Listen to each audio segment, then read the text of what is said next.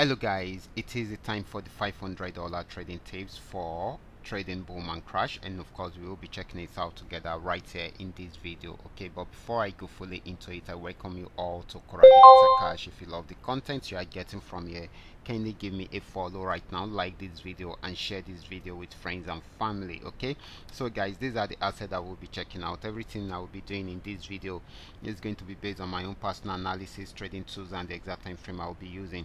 The performance also depends on when you are seeing this video. If you're not joining me live and direct, then you will have to have a recheck on the chart before you can follow up with the analysis. Okay, so quickly let's go straight into what we are right here, starting with boom 1000. Okay guys, this is boom 1000. I'm on 5-minute time frame using the 3M trend milker trading indicator to do my analysis. Okay, so this had been on downtrend, a very long trend. Okay, you can see it started from somewhere here and it has been selling since then. It's played around there for a while before breaking out below this support zone to get to a new support zone. If it breaks out below this support zone, it will sell more, but if it does not, it will go back on buy trend. So right now it's trying to buy,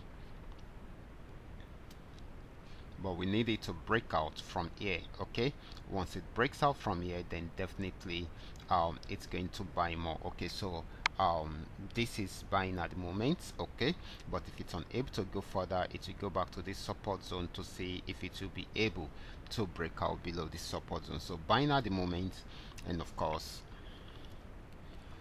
it might not be for long in case it's unable to break out above the trend line. Okay, so this is very important. Okay, so the next asset is going to be boom 500.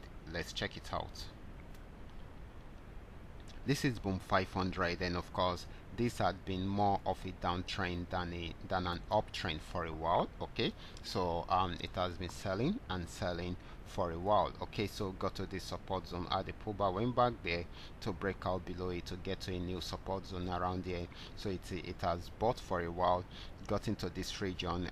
We're trying to see if it will break out above it.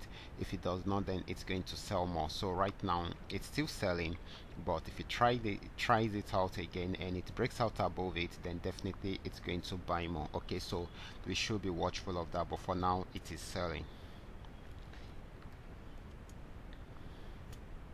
Next asset is going to be crash 1000. Let's check it out. Crash 1000 started selling right from here, got to this region, had a pullback, went back there to break out below this support zone to get to a new support zone. It has not been able to break out from there, so it's trying to go back on uptrend, even though it's playing around there for a while. If it breaks out above this, then it's going to buy more, so we expect more of a buying opportunity than a selling opportunity right from there, except if it's unable to break out from there. Okay, so next asset is going to be crash 500. Let's check it out together. So guys, this is crash 500. It actually went on uptrend right from here, got to this resistance zone, was unable to go above that, so it started selling right from there. So it has not been able to break out successfully from here at the pullback, but we'll be trying it out again. If it breaks out below it, then it's going to sell more. If it does not, it's going to buy more and try this resistance zone again. Okay, so this is very important, but for now this is still more of a selling opportunity than a buying opportunity. Okay,